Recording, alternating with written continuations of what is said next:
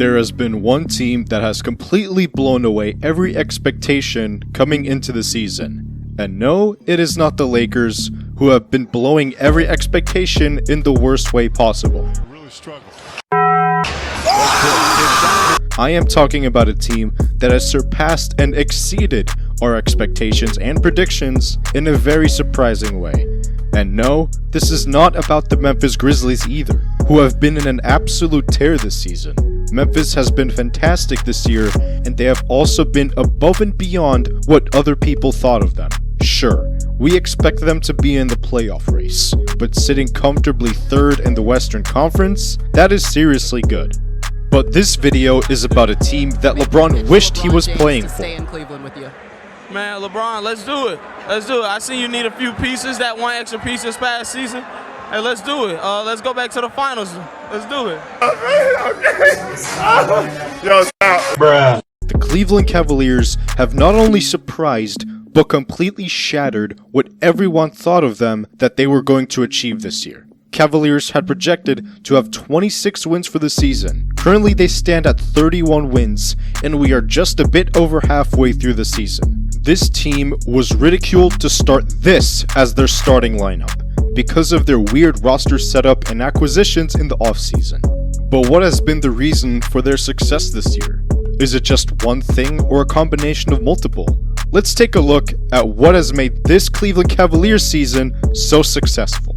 Of course, one of their biggest contributors has been their new rookie, Evan Mobley. The Rookie of the Year candidate has been phenomenal this year, averaging 15, 8, 2.5, with a steal and 2 blocks per game. Mobley has been a defensive force, and it's not only his interior defense. What makes him so special is his impressive defense on the perimeter.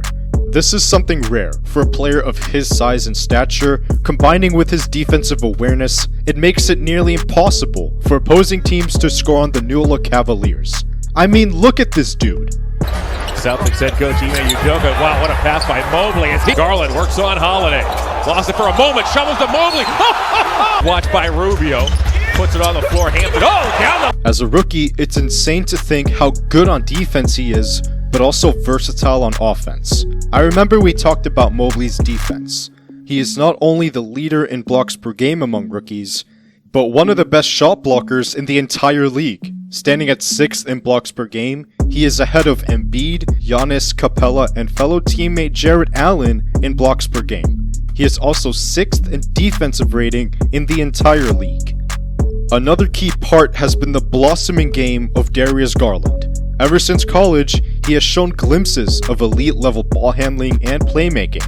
Add a three-pointer to that arsenal, and you have a crazy point guard who is currently averaging 23 and 8 with a steal a game. Career high numbers. While Garland is on the floor, the point differential is plus 13.2, the 95th percentile. His play this year has earned him a lot of praise from the superstars in today's league. Garland is also getting some serious all-star buzz. Knowing that it will happen in Cleveland this year, it would be special for their fans knowing that they will finally have an all-star that's from the Cavs ever since LeBron James left the team. This Cavs team is not even at full strength. With Sexton and Rubio out for the whole year, it is understandable that Garland has to take on a bigger role, but he has relished in it, and part of it has been the addition of Ricky Rubio. And no, we did not see NBA Ricky Rubio this year.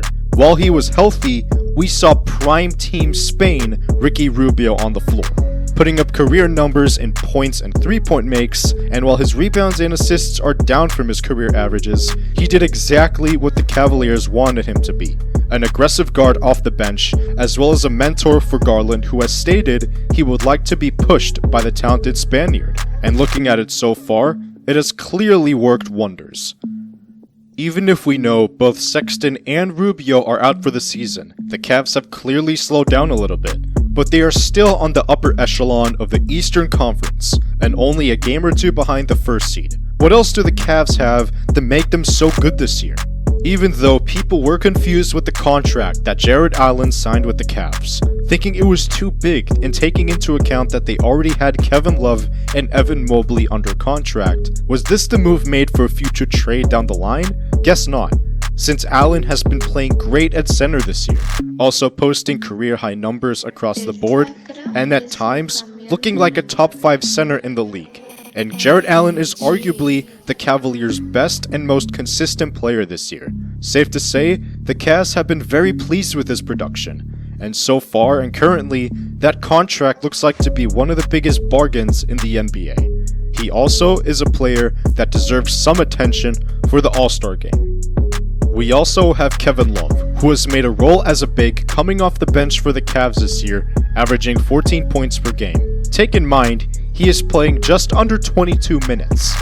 His per 36 points per game would also jump to 23.5, one of the best in his career so far, and while shooting 40% from 3 this year. This has been great to see, that Kevin Love is playing well again, and for a team that are actually winning games this season. We can't leave players out, like Isaac Okoro, Cedi Osman, Dean Wade, and Lamar Stevens, and even the newly acquired Rajon Rondo. Rajon has spoken highly of Evan Mobley, their new rookie, and he will be a great mentor for Darius Garland this year as well. And this guy. I think we all owe Lauri Markkanen an apology. In one of our previous videos, we said how he had a bad season and nobody will want to pay him, also knowing he is not the most healthiest of players so far. Fast forward to 2022, and he has secured the bag and is the starting small forward for the Cavs team. Yeah, small forward. I know this picture was a joke, but the Cavaliers clearly were not. 3 7-footers, but not 3 centers. It's honestly a weird but incredible fit. Lauri is wing in a 7-footer's body, and now able to play where he wants and plays best. Plus, Mobley is a very, very versatile power forward. Markkanen's and Mobley's offensive versatility allows for excellent spacing. Their size and length has been making it extremely hard for teams both offensively and defensively. Double that with Garland, Kevin Love, Osman, Jarrett Allen, all playing their best basketball, and Ricky Rubio helping a lot. It has been an incredible team effort so far. Cavs have a lineup that's going to force other teams to adjust the way that they play, which is one of the biggest surprises this year. Kobe Altman had a vision. Coach Bickerstaff had a plan, and the players bought in. Wake up, Cavaliers fans. This future is bright, and we are seeing it unfold in the very front of our eyes. Together on 3, 1, 2, 3. Together.